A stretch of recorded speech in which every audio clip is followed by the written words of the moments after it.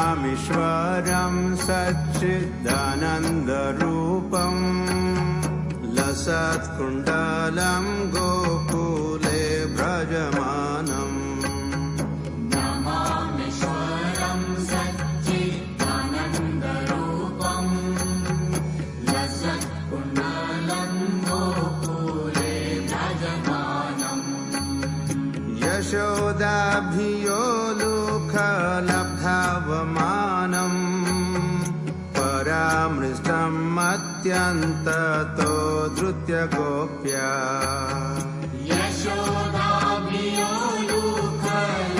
लब्धावमानम् परामृष्टम् अत्यन्ततो धृत्य गोप्या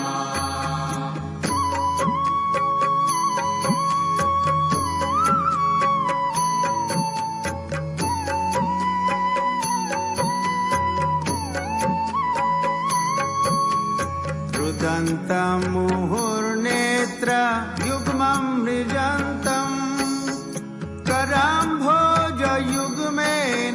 सातङ्कनेत्रम् रुदन्तं मुहुर्नेत्र युग्मं मृजन्तम् कराम्भोजयुग्मेन सातङ्कनेत्रम् मुहुस्वसकम्पत्री रेखाङ्ककण्ठ स्थितग्रैव दामोदरं भक्तिबद्धाम् मुहुश्वासकम्पत्री रेखाङ्ककण्ठ स्थितग्रैव दामोदरं भक्तिबद्धम्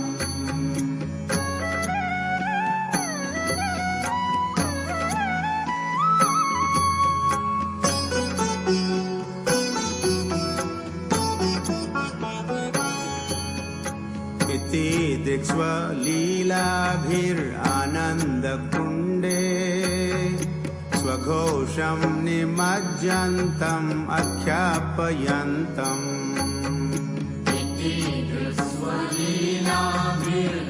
स्वलीलाभिरानन्दकुण्डे स्वघोषं निमज्जन्तम् आख्यापयन्तम् तदीयेषु तज्ञेषु भक्तैर्जितत्वम् पुनः प्रेमातस्तं शतावृत्तिवन्दे तदीयेषु तज्ञेषु भक्तैर्जितत्वम् पुनः प्रेमातस्तं शतावृत्तिवन्दे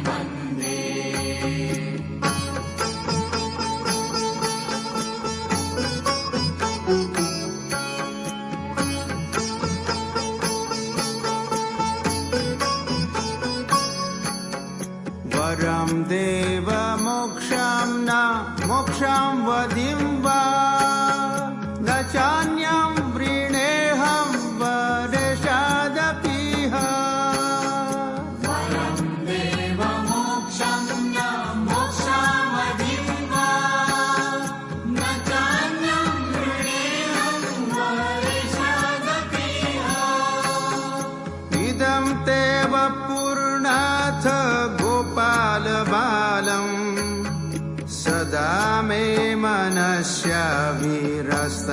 किमन्यै इदं ते वपुर्नाथ गोपालबालम् सदा मे मनस्याभिरस्तां किमन्ये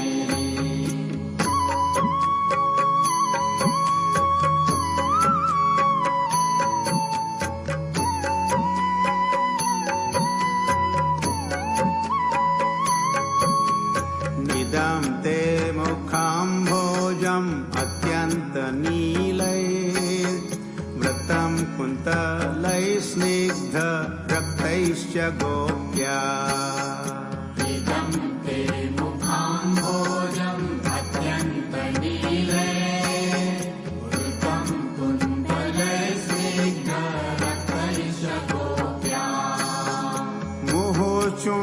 शोभितं बिम्ब रक्ताधरं मे मनस्या विरास्तामालं लक्षलाभै मुहुश्चुम्बितं बिम्बरक्ताधरं मे मनस्या विरस्तामलं लक्षलाभे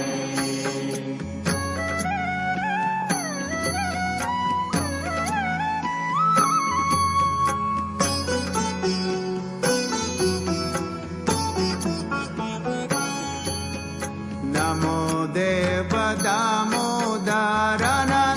विष्णो प्रसीद प्रभो दुःख जलाब्धिमग्नम् नमो देव दामोदरानन्त विष्णो प्रसीद प्रभो दुःख जलाब्धिमग्नम् कृपादृष्टिवृष्ट्यति दिनं बतानु गृहानेश मामज्ञ मेध्यक्षदृश्य कृपादृष्टिवृष्ट्याति दिनं बतानो गृहाणेश मामज्ञ मेध्यक्षिदृश्यः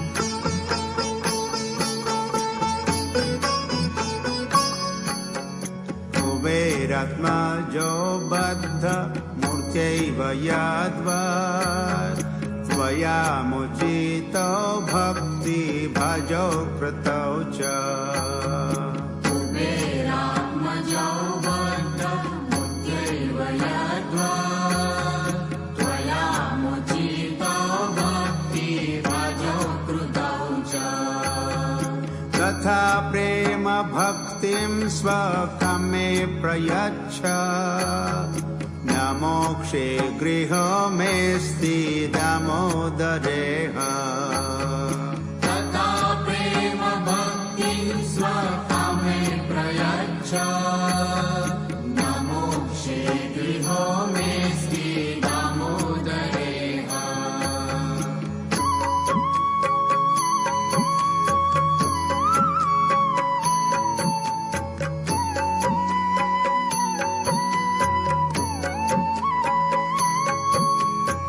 नमस्तेऽस्तु दाम्ने स्फुरदीप्तिधाम्ने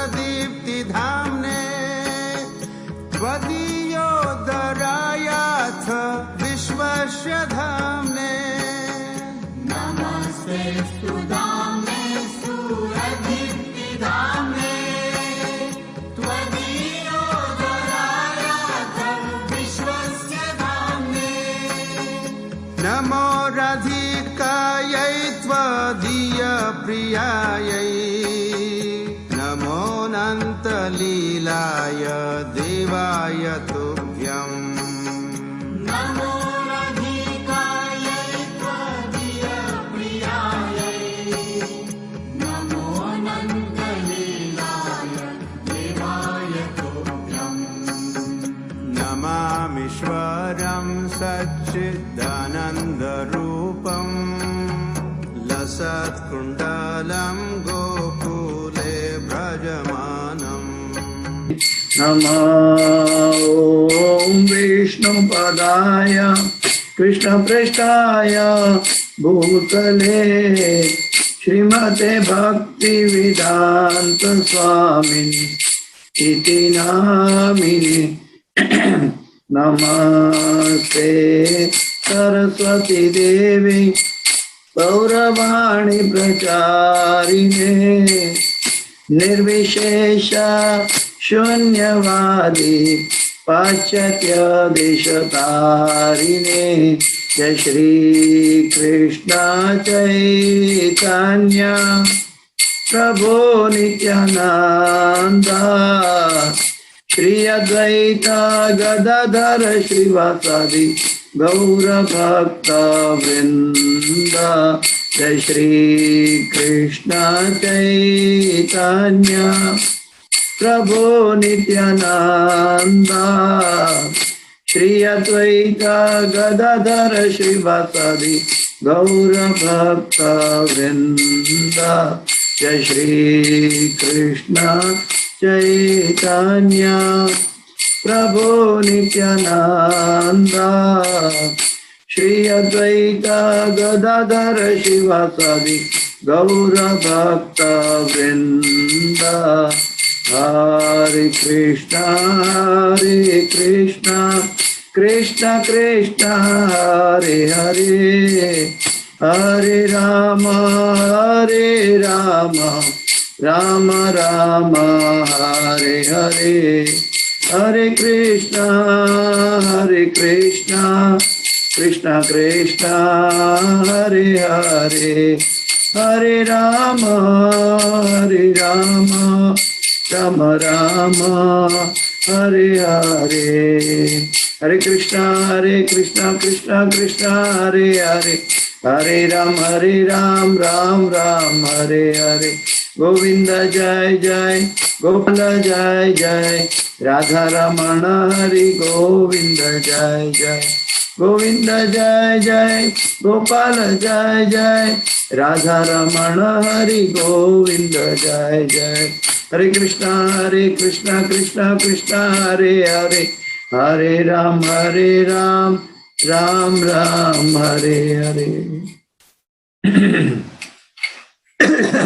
हरि नाम संकीर्तन की जय, आनंद कोटि वैष्णव वृंद की जय, शिल प्रभुपाद की जय, गुरुदेव महाराज की जय। ओम अज्ञानतिमिरान्धस्य ज्ञानाञ्जनशलाकया चक्षुरोन्मिलितं येन तस्मै श्रीगुरुवे नमः। श्रीचैतन्यमनोभीष्टं स्थापितं येन भूतले स्वयं रूप गदा मह्यं ददाति स्वपदान्तिकं। वन्देऽहं श्रीगुरु श्रीयुतापदकमलं श्रीगुरु वैष्णवांश्च श्रीरूपं साग्रजातं सगणा रघुनाथान्वितं तं सजीवं साद्वैतं सावधूतं परिजनसहितं कृष्ण चैतन्यदेवं श्रीराधा कृष्णपादां सगणा ललिता श्रीविशाखान्वितांश्च। हे कृष्ण करुणा सिन्धो दीनबन्धो जगत्पते, गोपेश गोपिका कांत राधा कांत नमोस्तुते।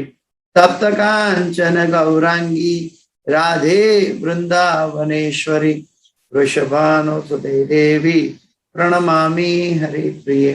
वाञ्छाकल्पतरुभ्यश्च कृपा सिन्धुभ्य एव च पतितानां पावनेभ्यो वैष्णवेभ्यो नमो नमः।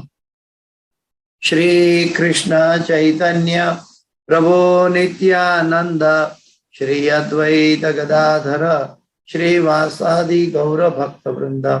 हरे कृष्ण कृष्ण कृष्ण हरे हरे, हरे राम राम राम हरे हरे।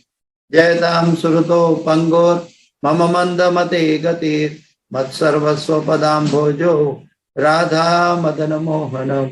कृष्णाय वासुदेवाय देवकी नंदनाय च नंद गोपकुमाराय गोविंदाय नमो नमः, गोविंदाय नमो नमः, गोविंदाय नमो नमः। नमः पंकजनाभाय नमः पंकजमालिने, नमः पंकजनेत्राय नमस्ते पंकजांग्रिये। पंचतत्वाकं कृष्ण भक्त रूप स्वरूपकं, भक्तावतार भक्ताख्यं नमामि भक्त शक्तिकम्। ओम नमो भगवते वासुदेवाय, ओम नमो भगवते वासुदेवाय, ओम नमो भगवते वासुदेवाय। नारायणं नमस्कृत्यं नरं चैव नरोत्तमं, देवीं सरस्वतीं व्यासं ततो जयं मुदीरयेत्। नष्टप्रायेषु अभद्रेषु नित्यं भागवत सेवया, भगवते उत्तम श्लोके भक्तिर्भवति नैष्ठकी। हरे कृष्णा। तो वैसे दामोदर कथा भी श्रीमद् भागवत से वर्णित है और साथ साथ भक्तिवेदांत स्वामी श्रील प्रभुपाद जी ने कृष्ण बुक के अंदर भी दामोदर लीला को महत्व दिया है। क्यों ये दामोदर अष्टक और दामोदर कथा और दामोदर महीना हमारे लिए इतना कीमती क्यों है, इतना इम्पोर्टेंट क्यों है? क्योंकि हम सब श्रीमती राधा रानी के फॉलोअर हैं और ये महीना भी श्रीमती राधा रानी अधिष्ठात्रा देवी है। इसलिए जो राधे को न ध्यावे वो श्याम को कहां से पावे। तो राधा रानी की कृपा से हम सब इकट्ठे हुए हैं, गुरु महाराज की कृपा से इकट्ठे हुए हैं। और शुरू में तो वैसे प्रभुपाद जी ने भी और गुरु महाराज ने भी हमें इनकी महत्ता बताई थी, इसका महात्म्य बताया। कई भक्तों ने कार्तिक महीना का महात्म्य बताया है और सभी बहुत सुंदर है। लेकिन कार्तिक महीना हम सब के लिए क्या लेकर आया है? हम सब के लिए ये भक्ति की उन्नति, भगवान की भक्ति की और सेवा की उन्नति लेकर आया है।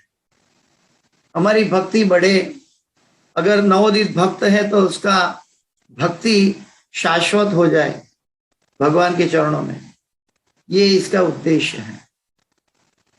सबसे अधिक बात यह है कि भगवान के वात्सल्य भक्त, भगवान के, हमें तो इतनी ही पता है कि ये दामोदर लीला यशोदा कृष्ण की कथा है, बाल कृष्ण की कथा है। लेकिन ये दामोदर कथा शास्त्रों में अगर डीपली अगर जाके देखे तो पता चलेगा ये राधा कृष्ण की भी लीला है। तो ये राधा गोलोक वृंदावन में ये लीला राधा कृष्ण के ऊपर हुई थी और बाद में भौम वृंदावन में ये गोकुल में ये लीला यशोदा कृष्ण के ऊपर हुई है। तो वैसे भी दामोदर लीला हमारे लिए बहुत महत्वपूर्ण है क्योंकि राधा कृष्ण की सेवा है, राधा कृष्ण की लीला है और वो महत्व भगवान ने अपने वात्सल्य भक्त यशोदा मैया को दिया है। अभी हम सब दामोदर कथा जानते हैं, हम सब दामोदर लीला अच्छी तरह जानते हैं।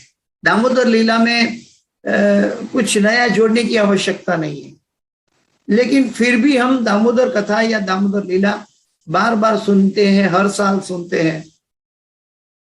इसके अंदर से, हर एक चीज के अंदर से हमारे लिए क्या क्या बहुत कुछ उपलब्ध है। जहां जहां हमारी दृष्टि अंदर जाएगी वहां वहां हमारे लिए कृष्ण की भक्ति की उन्नति उपलब्ध है। हम जानते हैं कि पूर्व जन्म में नल कुबेर और मणिग्रीव ये दोनों कुबेर के पुत्र थे। स्वर्ग के राजा जो कुबेर हैं, स्वर्ग के इंद्र देवता का खजांची जो है, तो वो उनके पुत्र, ताकि उनके अंदर भी पैसे का नशा है, तो वो कुछ स्त्रियों के साथ जलाशय में, हिमालय में जलाशय के अंदर स्नान कर रहे थे और भगवान की लीला ऐसी हुई क्योंकि भगवान ने कहा है सुहृदम सर्वभूतानाम, मैं हर एक जीव का कल्याणकारी मित्र हूं। तो उनका कल्याण करने के लिए भगवान ने नारद मुनि को वहां भेज दिया। जहां जहां भगवान या भगवान के पार्षद जीवन में आते हैं वहां वहां हमारा उद्धार निश्चित हो जाता है। हमारे सबके जीवन में हमारा सौभाग्य है कि हमारे सबके जीवन में इस डिवाइन ग्रेस श्री भक्ति वेदांत स्वामी श्रील प्रभुपाद जी और उनके शिष्यगण गुरुवर्य हमारे समक्ष हमारे जीवन में प्रकट हुए हैं। ये भगवान की और भगवान के पार्षदों की कृपा है। जैसे नारद मुनि की कृपा हुई नल कुबेर और मणिग्रीव पर, ठीक वैसे ही उतनी ही कृपा हमारे पर हमारे गुरुवर्य की है, गुरु की, प्रभुपाद जी की। तो ये चीज हमें समझनी है कि वो भी हमारा उद्धार के लिए हमारे जीवन में प्रकट हुए हैं, भगवान के द्वारा भेजे गए हैं। वहां नल कुबेर और मणिग्रीव के अंदर जो अपराध जलाशय में हो रहा था, तो वो अपराध को कैसे नलीफाई करके भगवान उनको कैसे भगवत धाम भेजे, उनका रास्ता बनाने के लिए नारद मुनि को भेज दिया। तो नारद मुनि वहां से गुजर रहे थे जलाशय के सामने से और वो तो नशे में थे, उनको अपनी बाह्य दशा का भान नहीं था। और नल कुबेर और मणिग्रीव की बात कर रहा हूं। और नारद मुनि ने ये देखा, रे ये तो कुबेर के पुत्र हैं और ऐसा निम्न कार्य कर रहे हैं, ये तो गलत है। तो उन्होंने जैसे देखा नल कुबेर और मणिग्रीव को, तो नल कुबेर और मणिग्रीव ने भी नारद मुनि को देखा। तो नारद मुनि को देखा था क्योंकि वो नशे में थे, तो उन्होंने नारद मुनि को कहा, आइए आइए आप भी आइए।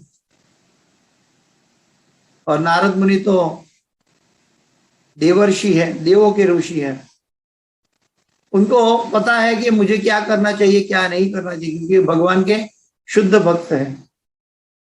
तो उन्होंने गुस्सा किया और उनको श्राप दे दिया।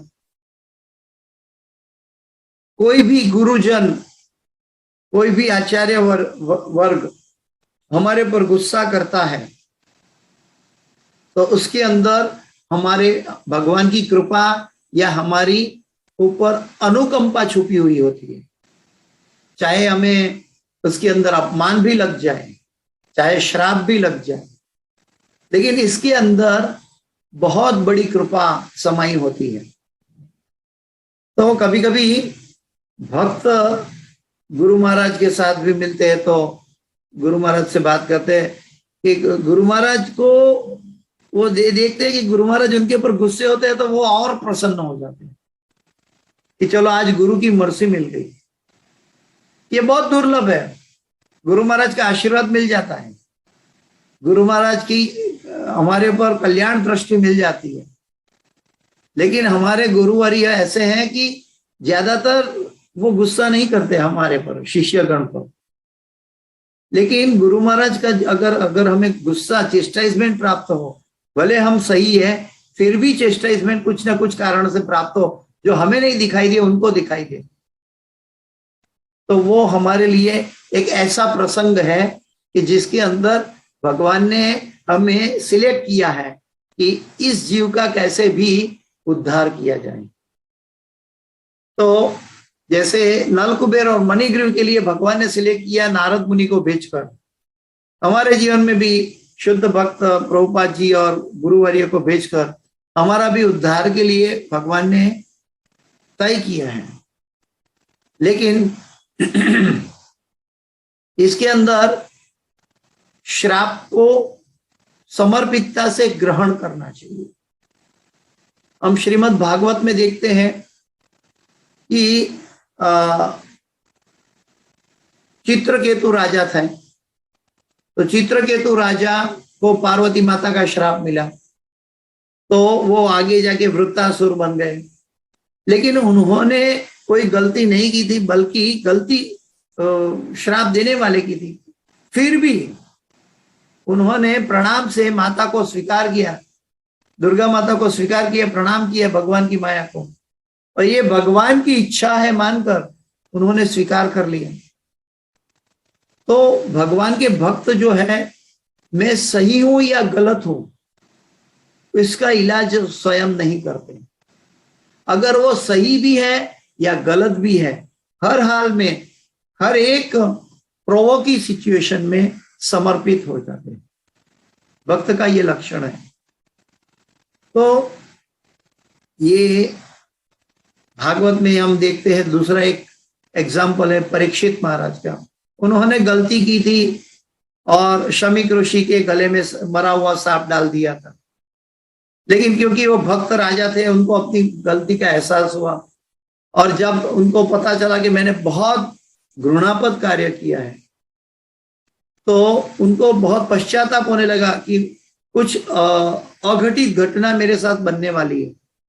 उनको पहले से निर्देश मिल गया, और उतने में ही ब्राह्मण पुत्र श्रृंगी ने उनको श्राप दे दिया कि आज से 7 दिन में ये सांप पहनाने वाले की मृत्यु हो जाए। और परीक्षित महाराज को जब पता चला तो उन्होंने इसको स्वीकार किया है। उन्होंने ऐसा नहीं कहा ऋषि को कि भाई कृपया मुझे माफ कर दीजिए, कृपया मैं माफी चाहता हूं, कृपया मुझे बचाइए। उन्होंने कहा कि मेरी गलती हुई है, मेरे कर्म है, अगर अभी इसी जन्म में पूरे हो गए तो भगवान की कृपा है, इसके लिए मुझे दूसरा जन्म नहीं लेना पड़ेगा। तो उन्होंने भी श्राप को स्वीकार कर लिया। तो वैसे हम देखते हैं भागवत में कई उदाहरण है कि भगवान के भक्त विचलित नहीं होते। तो नल कुबेर मणिग्रीव ने भी देखा कि ये तो देवर्षि नारद का श्राप है, तो उन्होंने माफी तो मांगी। वो नारद मुनि की शरण में आए कि भाई हमने गलती की है, इसके लिए माफी मांगते हैं, श्राप से मुक्ति नहीं मांगी। उन्होंने कहा हमारी गलती हो गई, कृपया हमें माफ करें। तो जब नारद मुनि ने कहा कि ठीक है श्राप दिया है, तो मैं आपको एक आशीर्वाद देता हूं। भगवान के भक्त सीधा 180 डिग्री, उनको पर्सनल एनिमिटी नहीं होती। भगवान के भक्त को पर्सनल एनिमिटी नहीं होती, पर्सनल द्वेष नहीं होता, ईर्ष्या नहीं होती। इसीलिए वो श्राप भी दे दे, दूसरी क्षण में वो आशीर्वाद भी दे सकते हैं। तो भगवान के भक्त में ये क्वालिटी होती है। संसारी लोग जब द्वेष करते हैं तो सालों भर, महीनों भर, पूरे जन्म तक वो उनके मन में वो द्वेष भरा रहता है। लेकिन यहाँ पे वो द्वेष नहीं है, क्योंकि वो शुद्ध भक्त है। और नारद मुनि ने उनको आशीर्वाद दिया। आशीर्वाद दिया तो कह दिया कि ठीक है तुमने गलती की इसलिए श्राप मिला है, लेकिन ये श्राप में एक आशीर्वाद देता हूं कि जब आप वृक्ष बन जाओगे तो भगवान स्वयं आपका आके आपका उद्धार करेंगे। अभी इसके अंदर भी क्या बड़ा आशीर्वाद है। 84 लाख योनि में भटकते जीव को कौन से जन्म में भगवान मिलेगा पता नहीं है, और एक ही जन्म में भगवान प्राप्त हो जाएगा, वृक्ष योनि में भगवान प्राप्त हो जाएगा। ये सबसे बड़ा आशीर्वाद मिल गया। तो हमें ये ध्यान रखना है भगवान की भक्ति में कि कैसे भी किसी भी परिस्थिति में हमें विचलित नहीं होना चाहिए, हमारी श्रद्धा दृढ़ होनी चाहिए। उन्होंने श्राप को भी स्वीकार कर लिया, आशीर्वाद को भी स्वीकार कर लिया, और नल कुबेर और मणिग्रीव वो वृक्ष बने। अच्छा, शास्त्र में बताइए कि वो वृक्ष क्यों बने। तो हम जानते हैं, हम डिस्कस करते हैं कि जब कोई भी स्त्री या पुरुष अपने पति या पत्नी के अलावा कोई भी अपना शरीर का अंग प्रदर्शन करता है, अपना अंग दिखाता है कोई भी, तो हमें ये मन की चंचल वृत्ति है, और चंचल वृत्ति को स्थिर करने के लिए भगवान दूसरे जन्म में उनको वृक्ष बना देते हैं। और वो वृक्ष जहां पे उसको ठंडी, गर्मी, बारिश, धूप में एक जगह खड़ा रहना पड़ता है, वो उनकी मन की चंचलता का नाश करने के लिए उनको वृक्ष योनि में जाना पड़ता है। तो ये जो भगवान की कथा है, ये जो शास्त्र में बताया है, हर एक परिस्थिति में भगवान हमारा कल्याण करते हैं। हमसे गलती हो जाती है तो अभी भगवान हमारा कल्याण करते हैं, लेकिन गलती करना नहीं चाहिए। इरादा पूर्वक की गई गलती वो गलत है। अभी आगे जाके कुछ समय के बाद जब उनका प्रारब्ध पूरा हुआ, नल कुबेर और मणिग्रीव वो गोकुल में नंद महाराज और यशोदा मैया के आंगन में वृक्ष बनकर खड़े हुए हैं, और भगवान कब आके मेरा उद्धार करे इनकी प्रतीक्षा में है। उस समय बाल कृष्ण भगवान श्री कृष्ण दामोदर कृष्ण बहुत छोटे हैं, 5 साल की उम्र है, सो रहे, सुबह उठे नहीं है भगवान। तभी ग्वाल बालगण गैया चराने के लिए सब आ गए हैं नंद महाराज के आंगन में। ये अभी मैं जो बताने जा रहा हूं, अपने मन में ये लीला को साक्षात आंख बंद करके देखिए। ये लीला भगवान की जो 10वें स्कंद में श्रीमद् भागवत में है, ये लीला में हमें प्रवेश करना है, ये लीला में हमें स्मरण करना है। ये लीला को कान से सुनते हैं, लेकिन उसको बुद्धि तक या बुद्धि की मात्रा में नहीं रखनी है, इसको हृदय तक पहुंचानी है। हृदय से फिर हमारे मन के द्वार को खोलना है।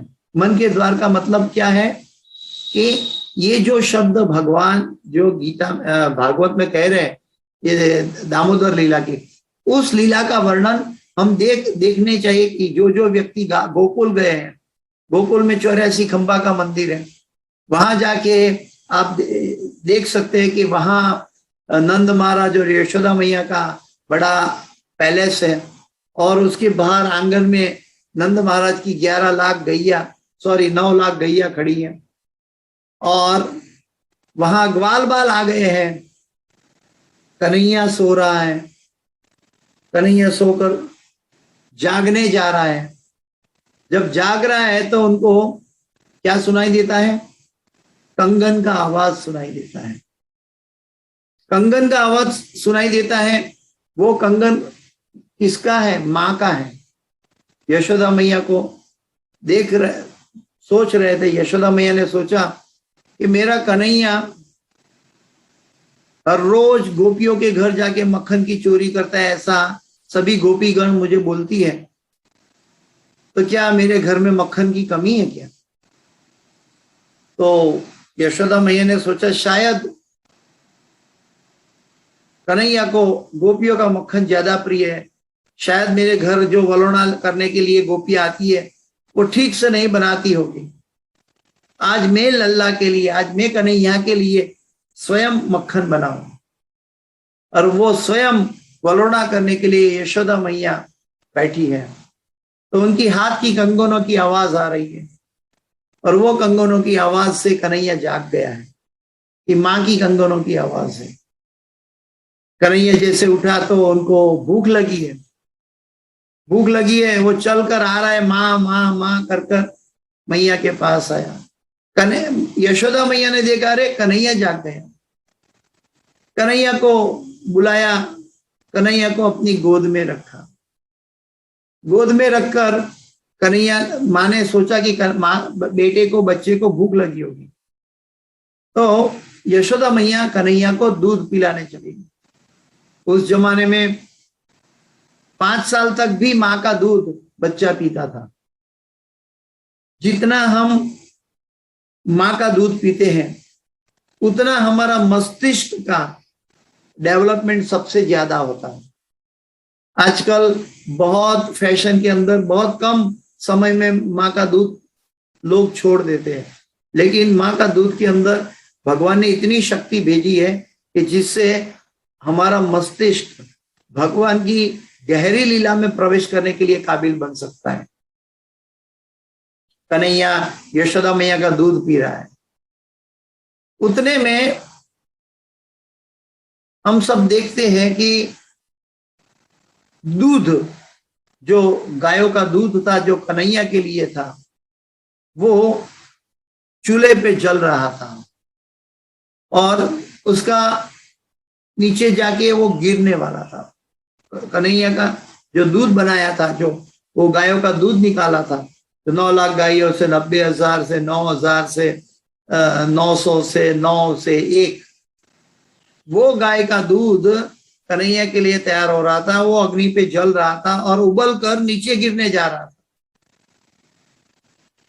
भगवान की लीला में हर एक चीज कॉन्शियस होती है।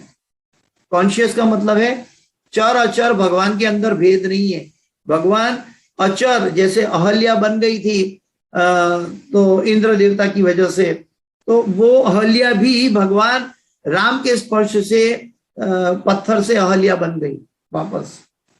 तो पत्थर जो है हमें दिखाई देता है कि अचर है, निर्जीव है, लेकिन भगवान की दृष्टि से इसके अंदर भी कोई जीव है जिसके द्वारा वो चलित हो सकता है। तो वो अहल्या का उद्धार भगवान राम ने किया था। ठीक वैसे ही यहाँ पे दूध उबलने जा रहा था, दूध भी स्वयं अपने आप को पवित्र कर रहा था और साथ साथ वो नीचे गिरने जा रहा था अग्नि में। अभी आचार्य गणों की दृष्टि कितनी गहरी है कि यशोदा मैया के सामने दूध उबल रहा है, दूध नीचे गिर रहा है। दूध ने सोचा कि आज कन्हैया मां का दूध पी रहा है तो मुझे ग्रहण नहीं करेगा तो मेरा अस्तित्व का क्या फायदा। अगर हमारे जीवन में शुद्ध कृष्ण भक्ति नहीं है तो हमारा जीवन का क्या फायदा। तो हमारे लिए शुद्ध कृष्ण भक्ति के लिए हमें आतुर होना चाहिए। तो दूध उबल रहा था, तो और एक आचार्यगण ने और एक अनुभव बताया कि दूध उसी समय क्यों उबल रहा था। तो उन आचार्यगण ने बताया कि दूध बर्तन में नीचे बैठा हुआ था अग्नि पर, अपने आप को शुद्ध करने के लिए। तो जब दूध ने देखा कि कन्हैया आ गया, लेकिन मैं तो पतीला में नीचे बैठा हूं, अगर मैं कृष्ण को नहीं देख पाता हूं, कृष्ण का दर्शन नहीं कर पाता हूं, तो वो कृष्ण का दर्शन करने के लिए उबल के ऊपर आ गया कि मैं कृष्ण को देख लूं। तो आचार्यगण जो है वो भगवान की हर एक लीला के अंदर अहम सर्वस्य प्रभवो मत्तः सर्वम प्रवर्तते, हर एक दिव्य दृष्टि उनकी रहती है। अगर कोई लीला भगवान ने नहीं भी की है और भक्त के हृदय में आ गई तो भगवान वो लीला करते हैं। कौन्तेय प्रतिजानी ही नमे भक्त प्रणश्यति, वो भक्त के मुंह से जो निकली लीला का अनादर नहीं करते। तो वो दूध स्वयं कृष्ण का दर्शन करने आया ऊपर उड़कर। अभी दूसरी ओर देखते हैं, यशोदा मैया की नजर पड़ी है दूध ऊपर। अभी यशोदा मैया कोई सामान्य व्यक्ति नहीं है, वो हमारे जैसी सामान्य जीव नहीं है। यशोदा मैया भगवान की शुद्ध भक्त में है, वात्सल्य भक्त में है, गोपी है, और उन्होंने भगवान को पूर्व जन्म में तप किया था, तभी भगवान ने आशीर्वाद पाकर भगवान की मां का दर्जा भगवान ने दिया है।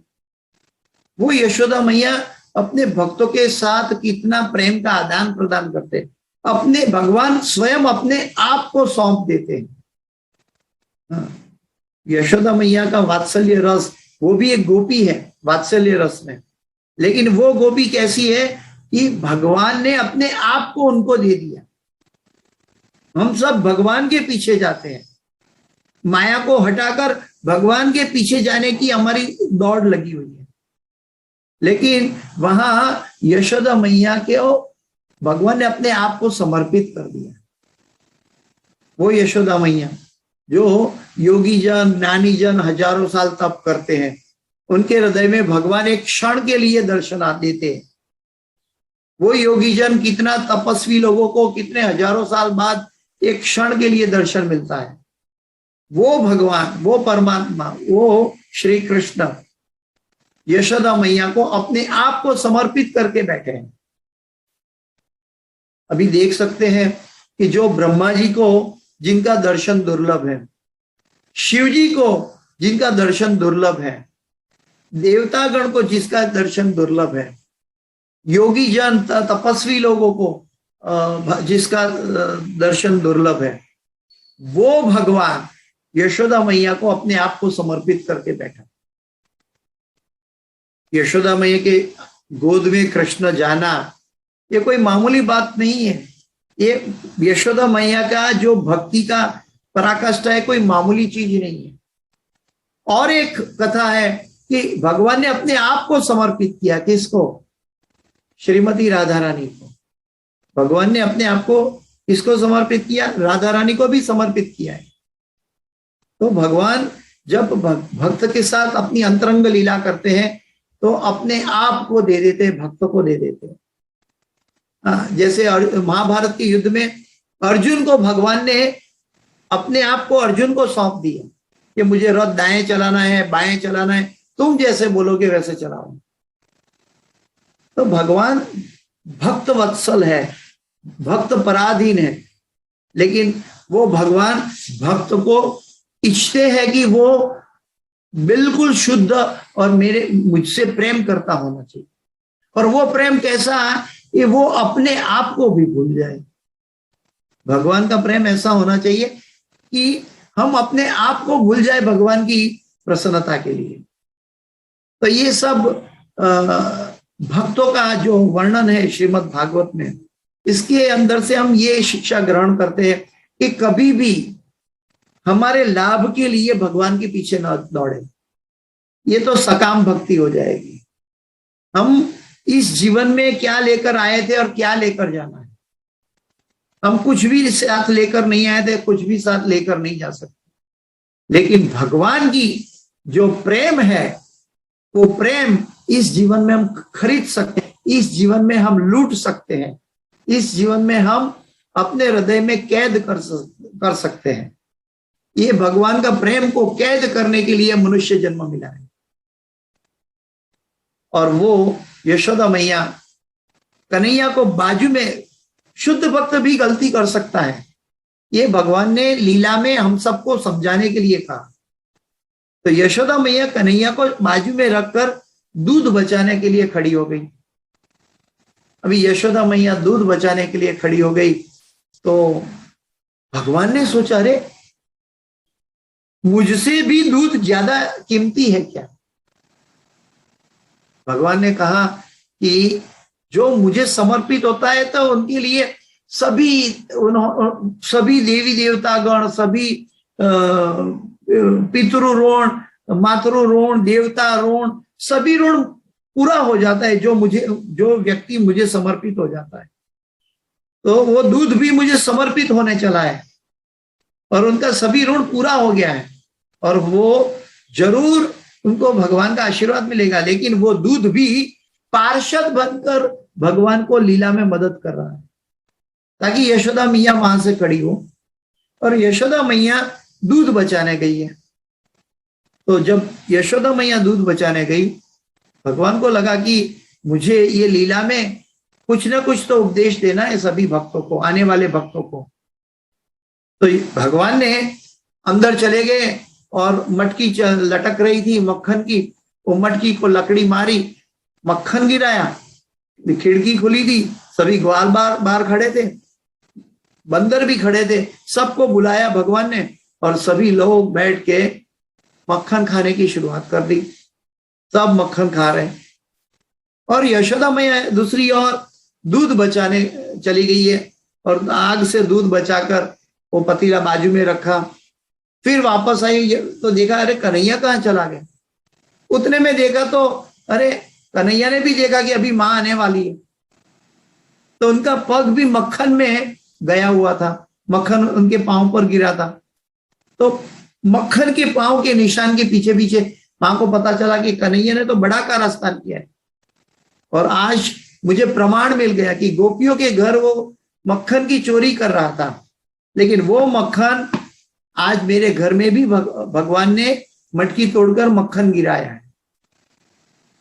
अभी इसके अंदर भी एक तत्व को देख सकते हैं कि जैसे दूध लाइव है वैसे मक्खन भी लाइव है। और वो मक्खन लाइव है और मक्खन भगवान की सेवा में, और वो मक्खन पहले भगवान के चरण पर गिरा। तो मक्खन भी स्वयं सेवा करना चाहता है भगवान की, वो अपने आप को समर्पित कर देना चाहता है भगवान को। तो वो मक्खन बड़े आनंद से भगवान की सेवा में नीचे उपलब्ध हो गया। भगवान को मक्खन प्राप्त हो रहा था। यशोदा मैया आई, कन्हैया वहां से भागा है, और भागा है तो मक्खन बोल रहा है, अरे रे रे मुझे लेकर जाओ, मुझे छोड़कर कहाँ जा रहे हो। तो वो अपने पांव पे चिपका हुआ है मक्खन, और वो मक्खन का पांव का निशान कन्हैया के पीछे पीछे यशोदा मैया को पता चल गया कि कान्हा इस तरफ गया है। तो यशोदा मैया ने देखा, अरे कन्हैया ने तो कारस्तान किया है, वहां कुएं की रस्सी पड़ी थी, लकड़ी पड़ी थी, जो लकड़ी से मटकी को तोड़ा था, वो लकड़ी और रस्सी दोनों उठा के आज में तो लाला को दंड देने वाली। देखिए भगवान कितना प्रेम करते हैं अपने भक्तों पर, कि भक्त का दंड भी स्वीकारने के लिए लीला में तैयार हो जाते हैं। जैसे हम साक्ष्य रस में भगवान की लीला देखते हैं, तो साक्ष्य रस में भगवान जब लीला कर रहे थे, गेड़ी दड़ा की लीला कर रहे थे, तो उस समय भी जंगल में जब गाय चराने जाते एक लीला करते, तो भगवान कहते अपने सखागण को कि जो गेम में हार जाएगा उसके कंधे पे जीतने वाला बैठेगा। और वो साक्ष्य रस में भगवान अपने सखागण के साथ खेलते थे, और खेलते खेलते खेलते कभी भक्त को अपने ऊपर बिठा देते हैं, वो खुद हार जाते हैं भगवान, और कभी कभी भक्त को हराकर वो भक्त के खभे पर भगवान, कंधे पर भगवान बैठ जाते हैं। तो ये प्रेम का आदान प्रदान है। भगवान के कंधे पर भक्त बैठे हैं, साक्ष्य गण बैठे हैं, सखागण बैठे हैं, या सखागण के कंधे पर भगवान बैठे हैं। ये दोनों में आपस में एक प्रेम का आदान प्रदान है। तो ठीक वैसे ही यहाँ पे कन्हैया भाग रहा है और यशोदा मैया इनके पीछे है। भगवान की अनंत लीलाएं हैं, और हर एक लीला के अंदर अनंत उपदेश है, अनंत मैसेज है। हर एक मैसेज में ऐसा क्यों घटित हुआ, ऐसा कैसे हुआ, हम हमारी जड़ बुद्धि से, हमारी चर्म चक्षु से या हमारी बुद्धि की शक्ति से हम नहीं इसको समझ सकते। आज का साइंस भी कहता है कि हम अपनी पूरा जीवन भर अपनी बुद्धि का सिर्फ 2-3% उपयोग करते हैं। 97-98% तक हमारी बुद्धि का उपयोग नहीं हो रहा है। जड़ बुद्धि हमारे पास ज्यादा है। क्यों? क्योंकि हमने माँ का भी दूध भी बहुत ठीक तरह नहीं लिया है, न गुरुकुल में जाके हमने शास्त्रों का उपदेश ग्रहण किया है समय के अनुसार। 5 साल के अंदर जब हम होते हैं तो माँ का दूध पी के जैसा हमारा मन मस्तिष्क तैयार हो जाता है, उसी समय हमें सीधा गुरुकुल में भेज दिया जाता था, और वहां हमें धर्म की शिक्षाएं दी जाती थी। और आज हम ये सब मौका गंवा रहे हैं। इसी वजह से हमारा 97-98% जो ब्रेन है वो कुछ काम का नहीं रहता है जीवन भर। 2% आज का साइंस कहता है, साइंटिस्टों ने ये कहा है कि हम जीवन भर 2-3% माइंड का उपयोग करते हैं, अपने बुद्धि का उपयोग कर पाते हैं। तो हर एक लीला में हर एक उपदेश है। तो कन्हैया के पीछे यशोदा मैया दौड़ी है दंड देने के लिए। और कन्हैया कितना छोटा है, सिर्फ 5 साल का है, और नंद महाराज के आंगन में गैया खड़ी है। कितनी गैया है? 9 लाख गैया। 9 लाख गैयों के बीच में से, उनके 4 पांवों के बीच में से लल्ला कन्हैया निकल जाता है और दौड़ता है। लेकिन यशोदा मैया थोड़ी निकल सकती है गाय के नीचे से। वो इधर उधर देखती है, गाना कहाँ चला गया। तो बहुत दौड़ने के बाद जब यशोदा मैया कन्हैया को ढूंढ नहीं पाई, तब वो हार गई, उनके अंदर थकान महसूस होने लगी। तब भगवान प्रकट हो गए, वापस यशोदा मैया को अपने आप को समर्पित करके प्रकट हो गए। अरे बोले, मैया तुम्हें कष्ट हो रहा है, इसलिए मैं अपने आप को समर्पित कर रहा हूं। देखिए, जो शुद्ध भक्त है, इनको जरा भी कष्ट भगवान देना नहीं चाहते। जो भी कष्ट इस जीवन में हमारे होता है, वो हमारा बुद्धि से, हमारी इच्छा से, हमारे प्रकृति के 3 गुणों की वजह से, हमारे कर्म फल के रूप में हम उत्पन्न करते हैं।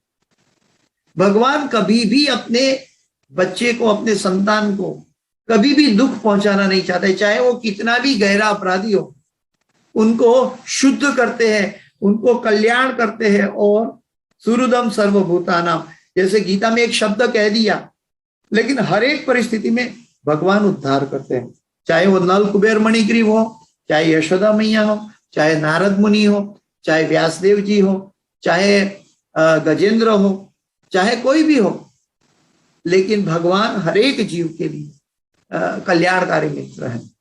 तो यशोदा मैया जैसे थक गई तो यशोदा मैया का कष्ट कन्हैया नहीं देख पा रहा। अरे मैं भक्त को दुख दे दिया, ऐसा नहीं हो सकता, उससे अच्छा है मैं अपने आप को भक्त को दे दूं।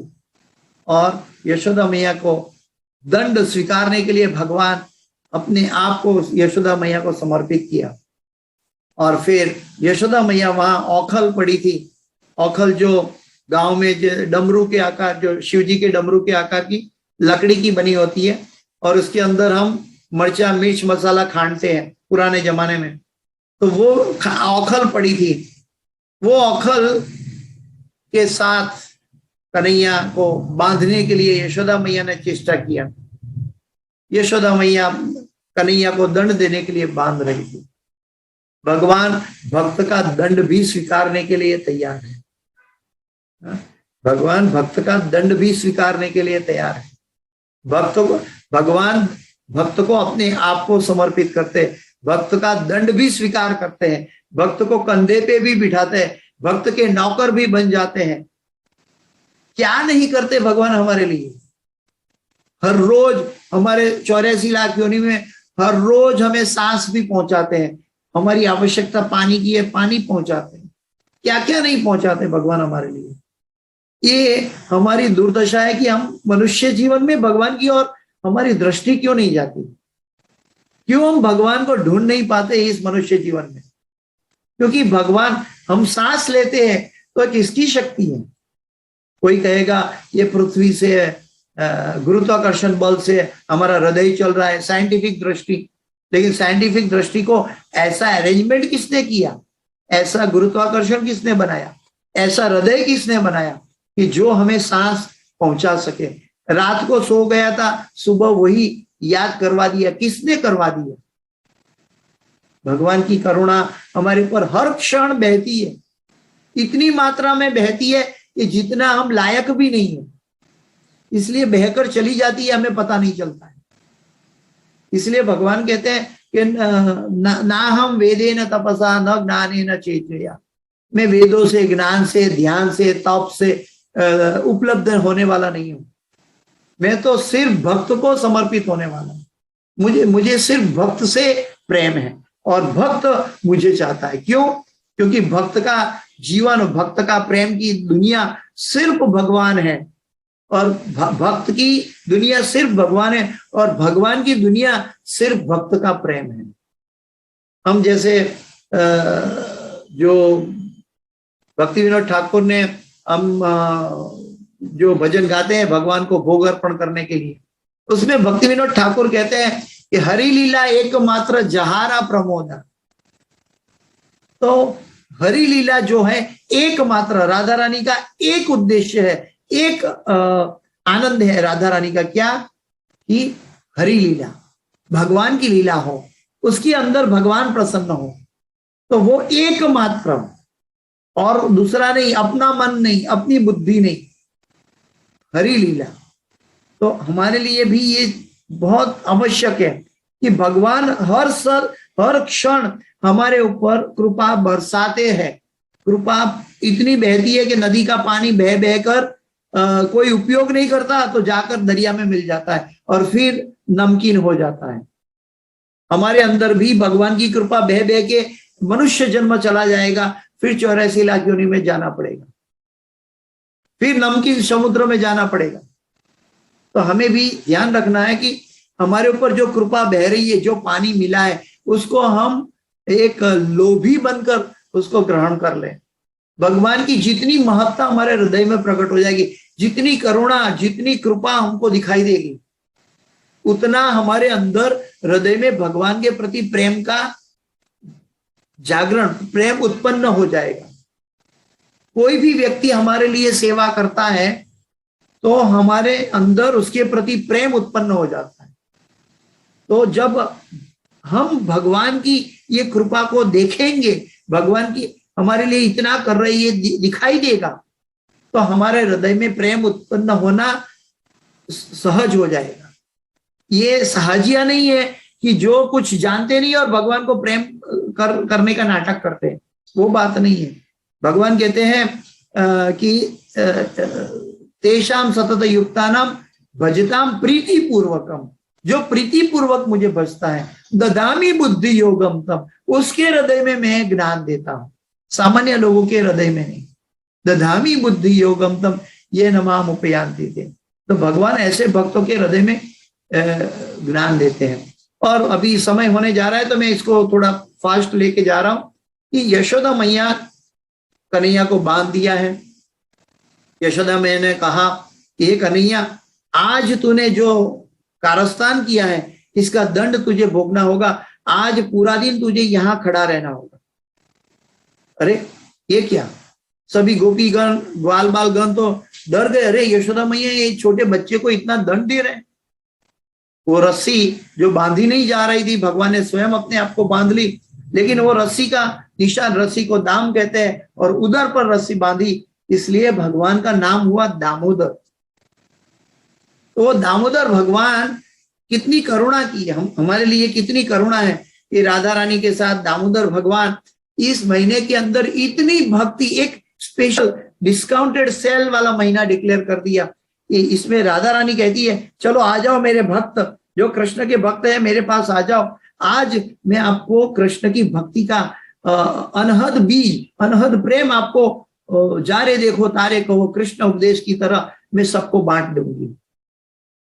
तो चैतन्य महाप्रभु ने हमें सबको कृष्ण भक्ति के लिए ये दामोदर कथा में अंदर ले आए, और दामोदर कथा में कृष्ण ने की जो ये लीला है इसके अंदर हमें अंदर ले गए। क्यों ले गए, क्यों हम इसके अंदर जाए?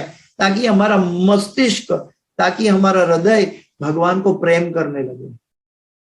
और वो कन्हैया को दंड देने के लिए यशोदा मैया ने सोचा आज लल्ला तू यहीं खड़ा रहे। उस समय म्यूनिसिपालिटी का पानी घर में नहीं आता था, कुएं से या नदी से, जल से, जलाशय से पानी भरते थे। यशोदा मैया कहती है कन्हैया आज अभी तू खड़ा रहे, मैं यमुना पानी भरने जाती हूँ, क्योंकि तूने जो कारस्तान किया है उसकी सफाई करनी होगी मुझे, तो जब तक मैं ना आऊं तुझे यहाँ खड़ा रहना पूरा दिन।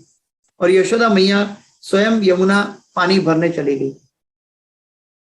अभी यशोदा मैया तो पानी भरने गई है, और भगवान ने देखा कि नंद महाराज पहले से गांव में पंचायत में गए हैं, अभी घर में कोई नहीं है, और अभी वो मेरे भक्त ने जो वचन दिया था, आशीर्वाद दिया था, अनुकंपा की थी मेरे नल कुबेर और मणिग्रीव के ऊपर, जो नारद मुनि ने वचन दिया था कि तुम्हारा उद्धार भगवान स्वयं करेंगे। तो वो उद्धार करने के लिए भगवान, वो दो वृक्ष खड़े हैं आंगन में, उसके ऊपर भगवान दृष्टि डालते हैं, और दृष्टि डालकर फिर भगवान वहां से औखल से नीचे उतरकर 4 पांव से चलता है। वो औखल पीछे गोल गोल घूमकर जाता है। 2 वृक्ष के बीच में ये औखल फंसाया हुआ है। ये 2 वृक्ष के बीच में ये औखल फंसाकर भगवान ने अपनी ताकत से, अपनी दिव्य दृष्टि से 2 वृक्ष को गिरा दिया। फिर हमारी चमड़ी की बात 98% माइंड प्रश्न करता है, ये तो एक मैथोलॉजी की कथा या कहानी जैसा लगता है। छोटे 5 साल का बच्चा कैसे वृक्ष गिरा सकता है? हिला भी नहीं सकता, गिराएगा कैसे? और वो भगवान जैसे एक वृक्ष के अंदर फल होता है और फल के अंदर बीज होता है, और बीज के अंदर वृक्ष, पूरा वृक्ष समाया होता है। एक एप्पल ले लो, एप्पल के अंदर बीज है, और बीज के अंदर भी पूरा वृक्ष की बनने की ताकत है। तो एक वृक्ष के अंदर कई फल होते हैं, और हर एक फल के अंदर बीज होते हैं, और हर एक बीज में वृक्ष बनाने की क्षमता होती है। तो भगवान हर एक जीव को भी इतनी, इवन वृक्ष को भी इतनी क्षमता देते हैं, ये बीज, सभी बीजों को भी इतनी क्षमता देते हैं। ऐसे बीज ये जो भगवान ताकत, शक्ति दे सकते हैं, वो स्वयं क्या नहीं कर सकते, क्योंकि हमारी दृष्टि प्रेम की नहीं है, इसलिए हम बुद्धि से सोचते हैं। इसे लगता है कि ये तो गलत कहानी है, भगवान से 2 वृक्ष कैसे गिरेंगे 5 साल के बच्चे में, क्योंकि हम 5 साल का बच्चा दिखाई देता है, भगवान साक्षात नहीं दिखाई सकते। ईश्वर परमः कृष्ण सच्चिदानंद विग्रह अनादिरादिर गोविंद सर्व कारण कारणम। तो भगवान सर्व कारण कारण है, तो भगवान का जो ये भाव है, भगवान की ये शक्ति है, वो भगवान की शक्ति, भगवान ने अपनी शक्ति से, दिव्य शक्ति से, भगवान अपनी चिंतन शक्ति से वृक्ष को गिरा सकते हैं। उनको स्वयं को अपने आप की ताकत लगाने भी जरूरत नहीं पड़ती, क्योंकि वो चिंतामणि धाम के अधिष्ठाता है। तो चिंतामणि धाम में भगवान का चिंतन से क्या क्या क्या कुछ नहीं हो सकता है। तो स्थल जल हो जाता है, जल स्थल हो जाता है। समरथ शू न करे प्रभु पलमा चाहे सो करे। तो भगवान ने 2 वृक्ष गिराए, वो 2 वृक्ष के अंदर से नल कुबेर और मणिग्रीव प्रकट हुए, और नल कुबेर और मणिग्रीव को याद दिलाया भगवान ने, और उन्होंने अपना अपराध स्वीकार किया, भगवान से माफी मांगी। हमारे अपराधों के लिए हमें भगवान से माफी मांगनी चाहिए, बार बार माफी मांगनी चाहिए, क्योंकि पता नहीं है हमने कहाँ कब कैसे मन के विचारों में, बाह्य दृष्टि से, जानने अनजाने में कैसे कितने अपराध या पाप किए। इसलिए प्रेयर का महत्व है, क्योंकि जितनी प्रेयर करेंगे उतने हमारे पाप से हम मुक्त होते जाएंगे, उतना हमारा हृदय कोमल होता जाएगा। प्रार्थना से होता क्या है, हमें दिखाई देता है प्रार्थना में शक्ति है, लेकिन प्रार्थना में हमारा हृदय पिघलता है, हमारी आंखों में आंसू आता है अगर सही दृष्टि से प्रार्थना की है तो वो प्रार्थना से भगवान जीव को भी कोमल बनाते हैं, और कोमल हृदय के अंदर भगवान की कृपा दिखाई देती है कि भगवान हमारे लिए क्या कर रहे हैं। जैसे नदी का झरना, एक नदी के अंदर एक पत्थर पड़ा है, नदी का झरना हिमालय से चलकर आया है, और चलकर वो पत्थर पर आ गया और पत्थर पर कृपा बरसाने लगा। वो पत्थर तो कहीं हजारों माइल दूर पड़ा है, लेकिन हिमालय से चल के वो नदी उनके पास बहकर आ गई है, और पत्थर को गिला करके पत्थर को सेवा में पहुंच गई है। तो वो जल, जो नदी का जल है, वो पत्थर तक पहुंचता है। हमारे जैसे पत्थर दिल वाले हृदय को, स्टील फ्रेम हार्ट वाले हृदय को भगवान की करुणा गुरु के जरिए बह रही है, हमारे ऊपर गुरु के जरिए ये करुणा बह रही है, और इससे वो करुणा को हमें बटोरना है, वो पानी को हमें बचाना है, वो पानी का आभार हमें प्रकट करना है हमारे हृदय में कि ऐसे भगवान ने ऐसे माँ बाप दिए, ऐसे संतगण दिए, ऐसे गुरु दिए, जिसके जरिए ऐसी हमारी इच्छाएं प्रकट की हमारे हृदय में, ताकि हम भगवान की और भगवान की कथा सुने, भगवान के वो प्रेम करने की कोशिश करे, भगवान के नाम पास जाने के लिए नाम जप करे। नाम जप करने का रास्ता गुरु ने दे दिया, लेकिन हृदय में है सर्वस्य चाहम हृदय सन्निविष्टो। गुरु ने तो पात्र हमें बाहर से बना दिया, हम महामंत्र का जप करते हैं, लेकिन अंदर से परमात्मा हमारा रियल पात्र बनाते हैं, गुरु और परमात्मा मिलकर। तो वो परमात्मा हमारा हृदय को कोमल बनाते हैं, और कोमल कैसे बनाते हैं? अपनी लीलाओं की आस्वादन करने से। तो भगवान को की गई प्रार्थना, भगवान का लिया हुआ नाम, भगवान की दी हुई दृष्टि और भगवान का दिया हुआ प्रेम का जो आदान प्रदान करना चाहता है हृदय से, मन से, उसका हृदय पिघलता है, और पिघलते हृदय में वो अपने आप को भी देख सकता है भगवान उसके ऊपर क्या क्या करते हैं। भगवान इतना सब कुछ करते हैं और हम उनके लिए क्या नहीं कर सकते। इसलिए भक्त अपने आप की महत्ता को घुमा देता है, और प्रेम के भाव में कि वो भूल जाता है कि मुझे भी अपने लिए कुछ सोचना है, मुझे भी भूख लगेगी, मुझे भी खाना है। वो नहीं, ऐसा नहीं सोचते। भगवान का जो भक्त है बड़ी प्रेम से बड़ी मात्रा में प्रसाद बनाता है, भगवान को अर्पण करता है। जैसे ब्राह्मण पत्नियों ने भी भगवान को भोग अर्पण किए थे। ब्राह्मणों ने वो यज्ञ में आहुति के लिए, यज्ञ के लिए प्रसाद बनवाया था, ब्रह्म भोजन के लिए वो प्रसाद था भक्तों के लिए, लेकिन ब्राह्मण पत्नियों ने वो सभी प्रसाद कृष्ण को दे दिया।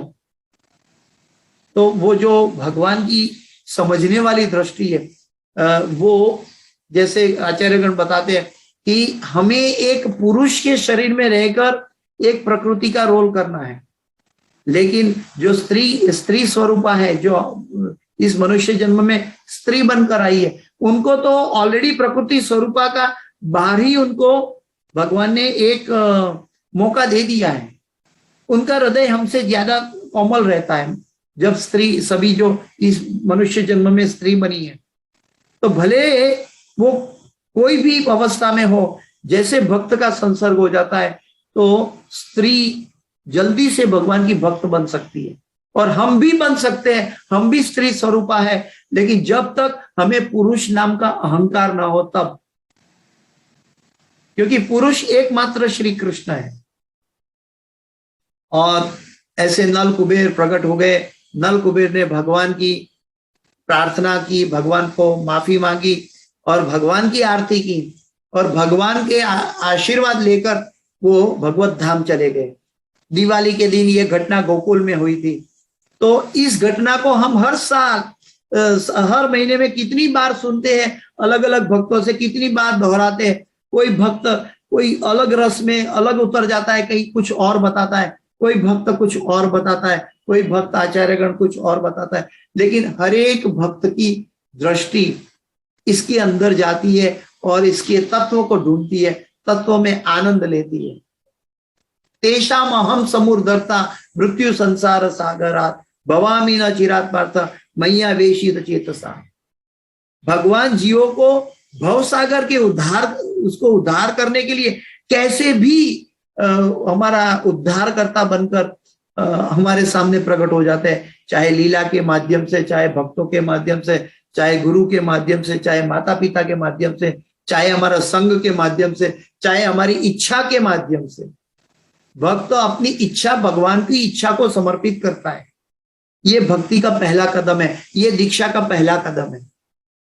जन्म के समय हमें जन्म न जायते क्षुद्र संस्कारित भवते द्विजे।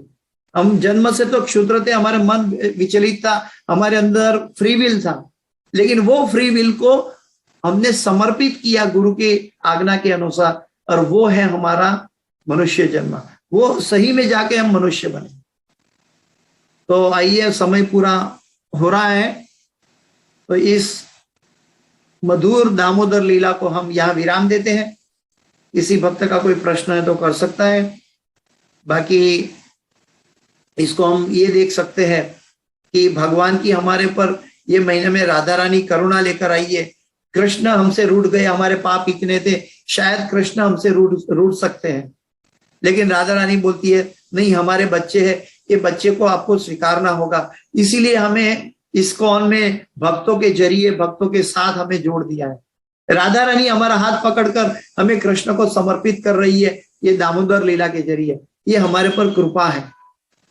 गुरु महाराज कहते हैं कि इसमें हमें लोभी बनकर जितना हो सके भगवान को प्रेम करने की, भगवान की भक्ति करने की, ताकि हमारी लायकात, जब हमारा केस लेकर कृष्ण के पास राधा रानी जाए तो राधा रानी केस हार नहीं जाएगी।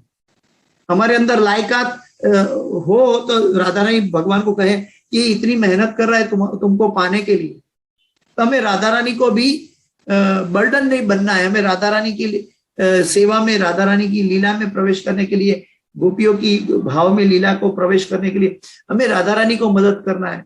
इसलिए हमें इस महीने में ज्यादा से ज्यादा जप करना है, ज्यादा से ज्यादा भगवान की लीलाओं में प्रवेश करना है। ये महीना भगवान की लीलाओं में प्रवेश करने के लिए है। 10म स्कंद कृष्ण बुक हम पढ़ सकते हैं, प्रभुपाद जी कहते हैं।